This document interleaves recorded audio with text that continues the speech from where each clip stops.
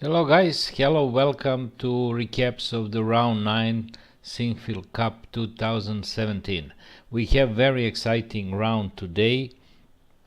We have the winner of the tournament, that was Maxime Vachier-Legrev, but before I read the final ranking, I will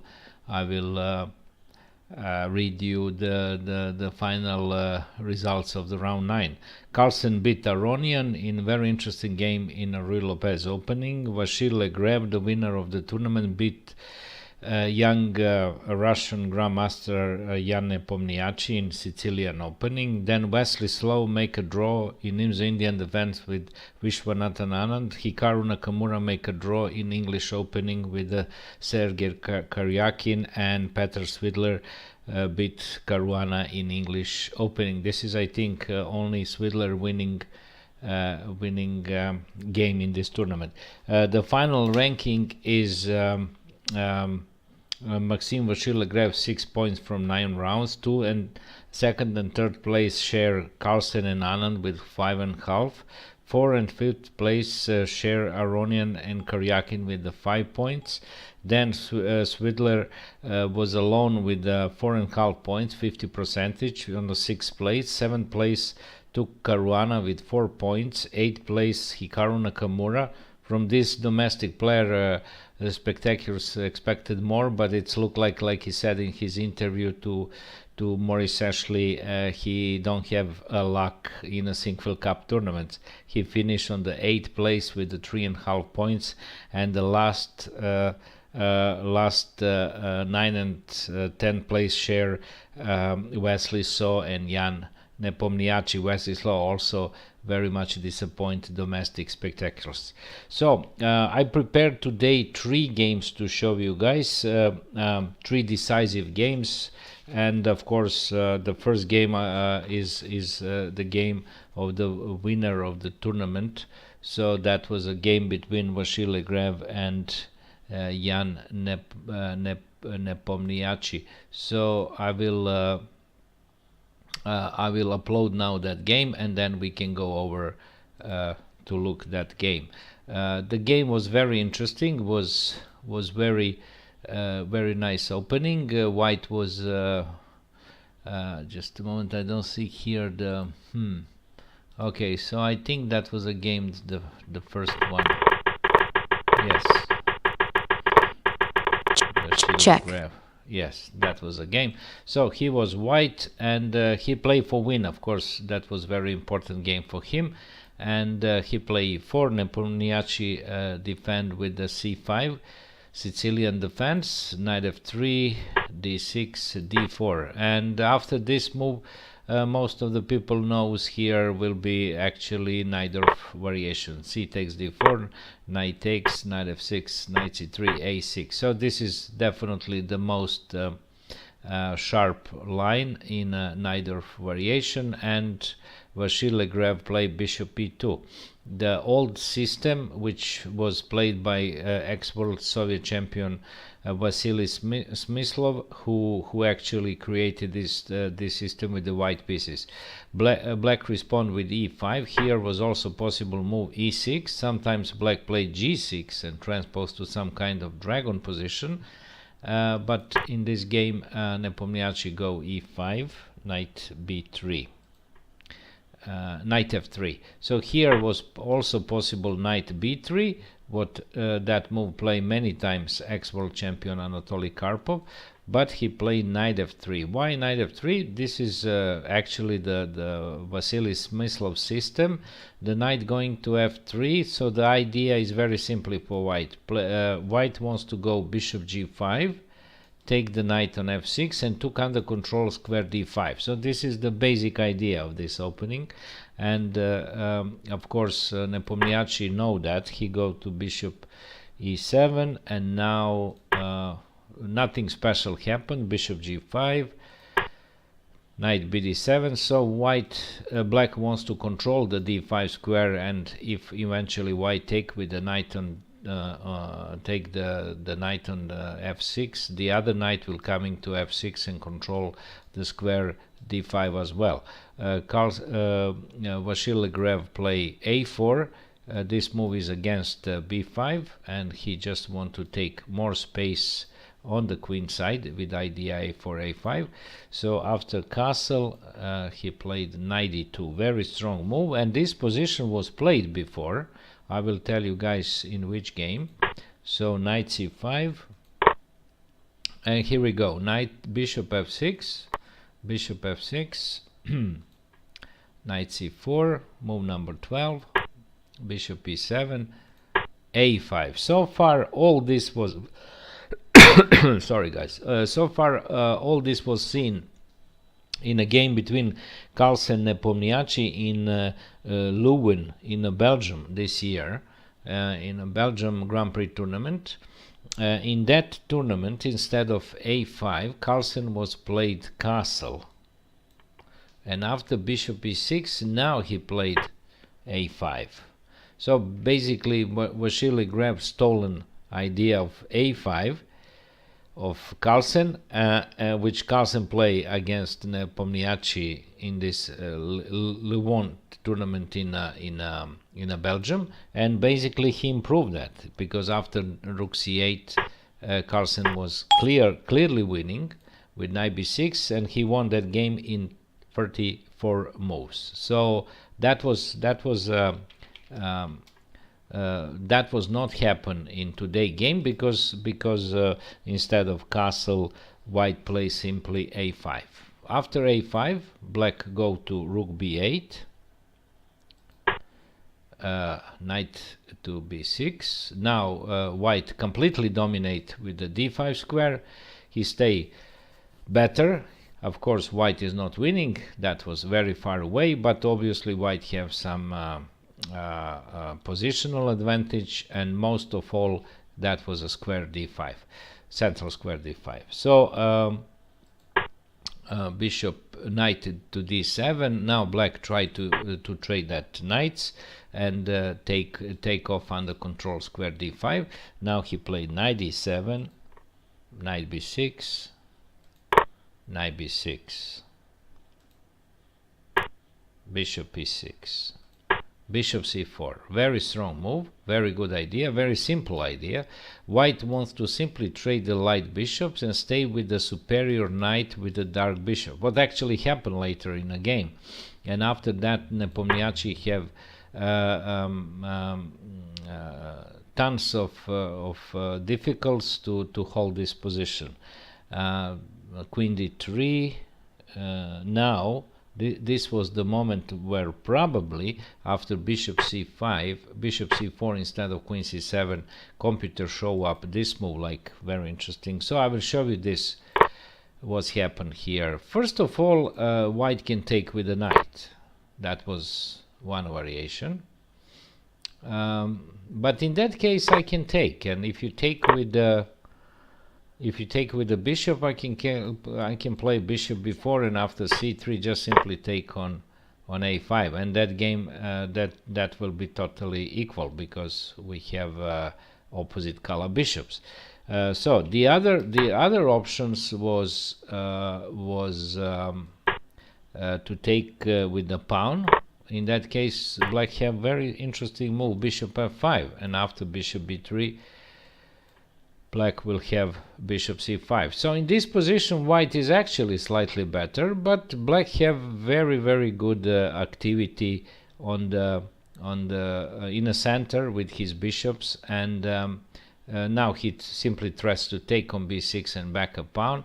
So white is probably slightly better, but that was only way to activate the black pieces. Black didn't play that. He played queen c7, and after queen d3 he goes to bishop d8, c3. So basically Nepomniachtchi just proved he stayed much more passive, and he tried to create defense, very patient defense, but very passive defense, what actually Vasily Grev actually he have very easy game today.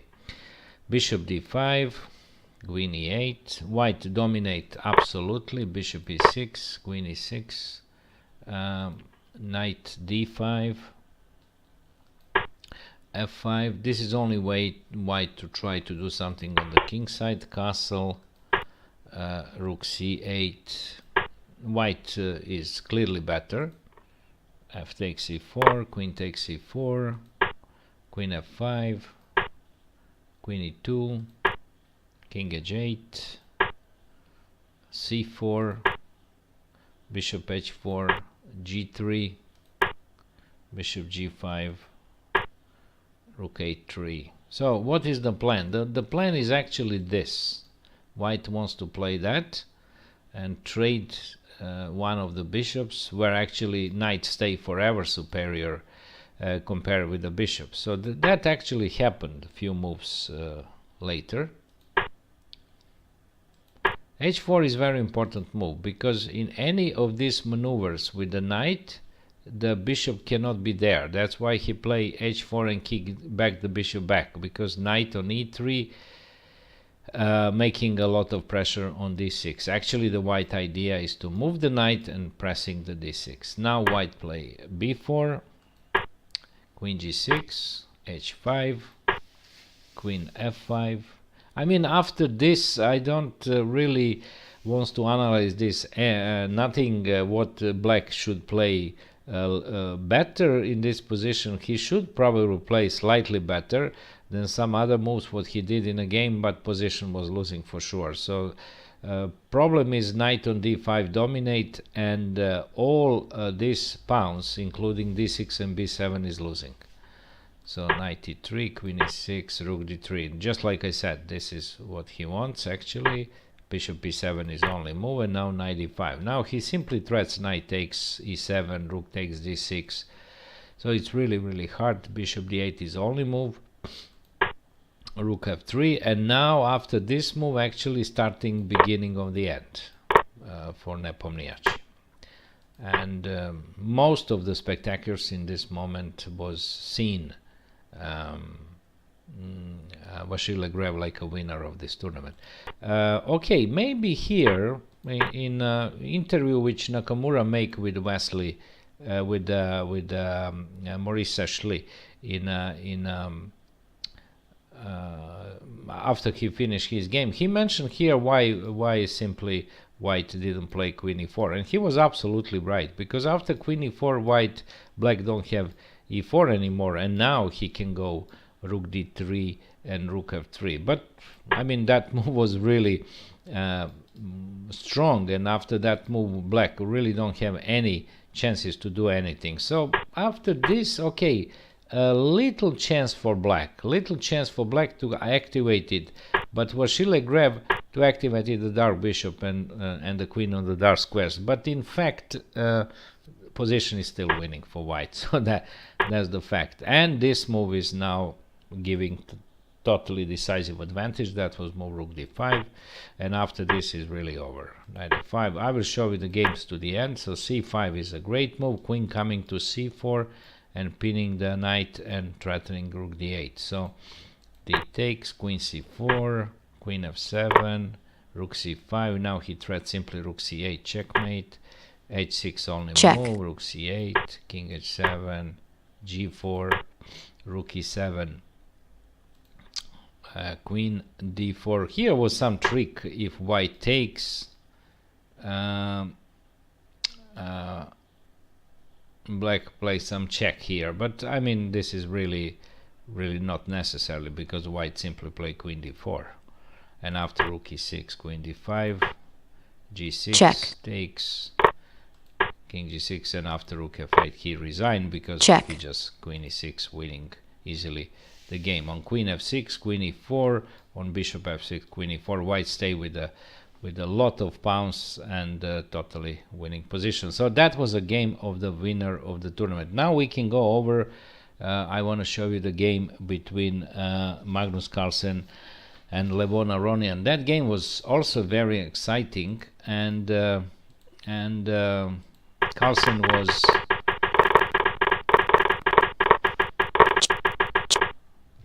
win in a long distance endgame.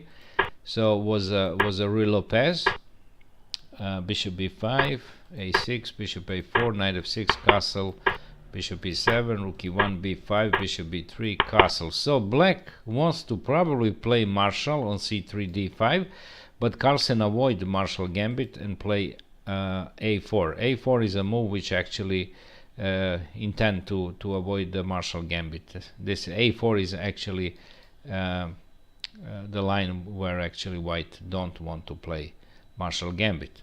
A Marshall gambit is just I will show you a few moves: c3, d5, e takes, knight takes, knight e5, knight e5, rook e5, c6, d4, bishop d6, rook e1, queen h4. And white have black have enormous attack on the king side for the sacrificing pawn. Of course, Carlsen also played with the black pieces this opening, and he didn't want really to defend today, so that's why he play a4, because he just want to play active chess. He don't want to play passive chess. a5. The one of the main guy who created a lot of idea in this system is a Yugoslavian grandmaster Milan Matulovic, who give most fundamental ideas in this opening line. d3, bishop e6, bishop e6, f takes c6. So this was winning in many games. I here prepare one games to show you guys. That was a game between Topalov and Adams playing Shamkir this year, 2017, the FIDE Cup. Rook b8 in that game, and now c3, queen e8. This was also playing some other grandmaster game. But what is actually interesting here in a move knight c4, actually that was novelty, that was new idea, new intention to improve the line in a game between Topalov and Adams. White was played the d4, and after b takes, e takes, c takes, and knight h5, and the game finished draw in 42 moves. The game Topalov Adams.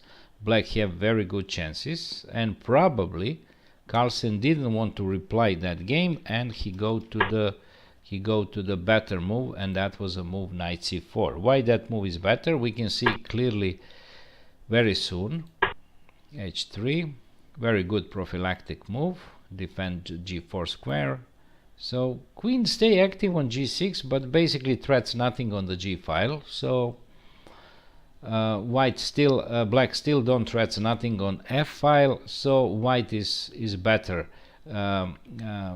White is better because the black pawn structure is not well. First of all, we have double pawns on the e file, and this pawn a6 and c7 also weak. So we can say this is ideal position for Carlsen, who actually likes to play positional chess very much. Bishop e3, and this is the moment when black played d5, knight bd2, b takes c3. Okay, this is the moment where computer show this move. I analyze little this, and I think computer is right. This was probably the best move, and this move probably Aronian should play. Very, very important move. Why this move is important? Because this bishop is strong piece. So after knight c5, queen e2, b takes c3, and rook b2. And look this position, guys. This is very good for black. This is very good. Black is super active here. He threats many things like d4, like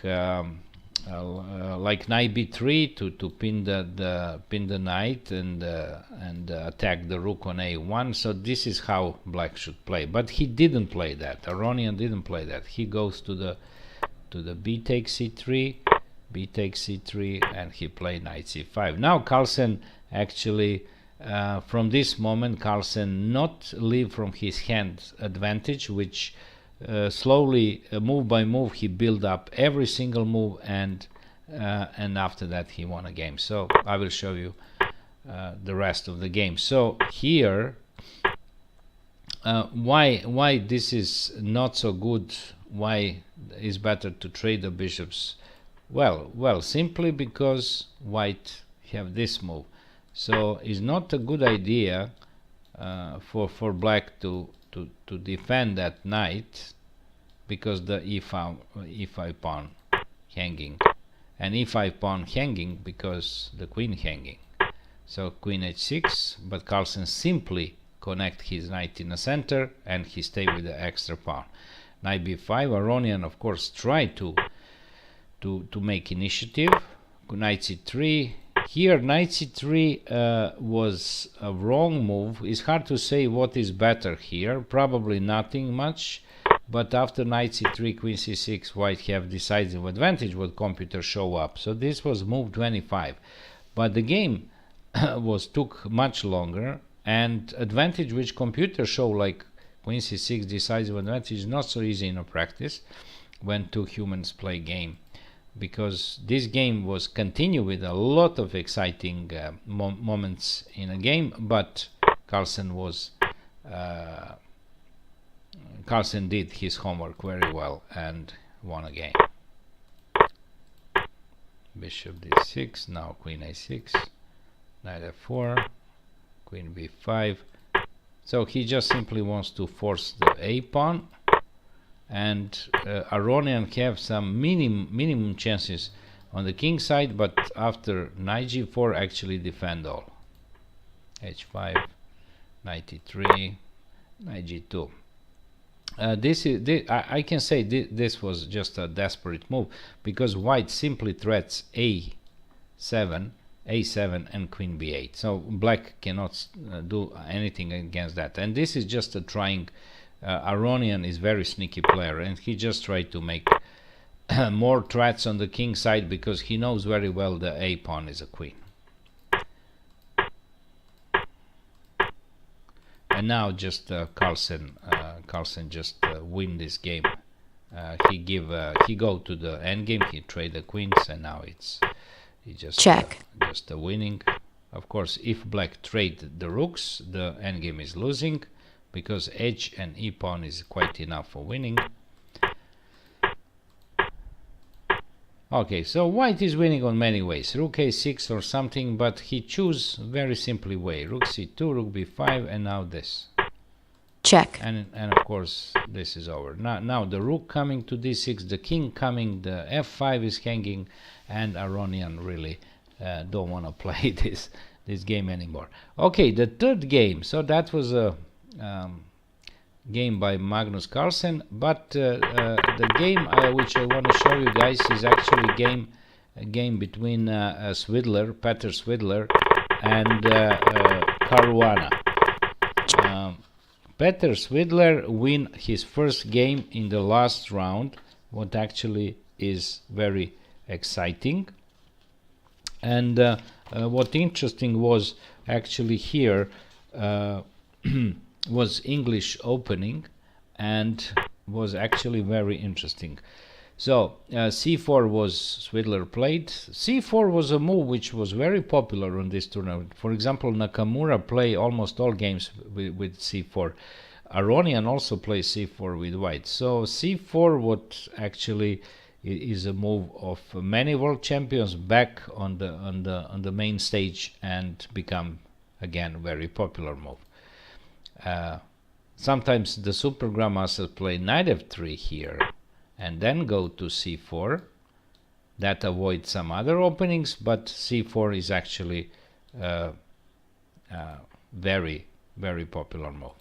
Okay, so black going to Caruana, going to the reverse Sicilian variation, bishop g2, c6. Okay, what is the idea of Caruana? He wants to play d5, he wants to build the center. So this is all theory, seen many times in a game. a4, knight e2, d5, c takes d5, pardon, so e takes d3, castle. So black rush with the develop. He don't care about his pawns because king is still in a center. But this was actually all we seen before in a practice. And the game between Lenderman Caruana was played in England 2016. I will show you that moment when actually black played here bishop e7. In that game, which I mentioned, was bishop e6. White still have a lot of active positions. That game was finished draw in 69 moves, but White was better in that game. White was really better, and I don't know, all line what Carlsen, what Caruana show up in this game, I don't know, is not look so confident. I mean, Caruana was a great player. He's a great theoretician guy, and it's a little strange to play opening on this way, because I think the all line is is not so good for playing, because the main problem of this opening is a d5 pawn, and actually White using that very much. But I will show you the moment where probably Black missed to play for equal, and this is wonderful move b4. So what's the purpose of this move? He wants to go very quickly b4, and he don't care about that pawn. Of course, if White take with the queen, I can take on d5. So White took en passant, bishop b2. Black took en passant, and White just continue with bishop b2. This is the moment, queen b3. Now in a game he played bishop e6. So what was better here? Better was probably knight d4. I analyzed this position, and this position show up like a very, very annoying move. I will show you this concrete line where Black have this. Now White must play that. This is forced. And now we have a series of exchanges here, where actually the d5 now pawn is not so weak anymore, because no light bishop. The d5 is still pressure on d5, but not so much, because we have position without strong bishop on g2 for White. So knight d4 was very important moment, and probably that was a move which Caruana should play. After that, Caruana didn't have any good good moment what he practically should play better, because all line is, in my opinion, a little suspicious. So rook d1, maybe not so suspicious, which actually is a hard for playing, because isolated pawn on d5, that's the reason. So in this moment, instead of rook a d1, for example, I want to show you how this position is so good for White. For example, White can even sacrifice all piece here. You see, guys, what's happened? Look at that. Check. And I analyze this, but this is just a winning. Now you can't take my rook because queen hang, and if you take with this, coming bishop d5, with totally crushing position for White. So, I mean, even knight f4 was better here. Swidler go to rook d1. He just want to play that. I mean, and now he play knight f4, but I mean, White is definitely better. So. Okay, so all other moves which Caruana tried to do in this game doesn't work so much, because he just he go to the opposite color bishop, but actually just show up little in air. That will be maybe a draw, but not after this, because this is just a 2 pawns. That's too much. He took 1 pawn and very soon another one. Here we go. He took with the bishop, with a knight actually, and now become very dry endgame, where actually bishop is much superior than knight. This pawn is a weak, and White have totally winning position with the d pawn, and very easy win actually for Swidler.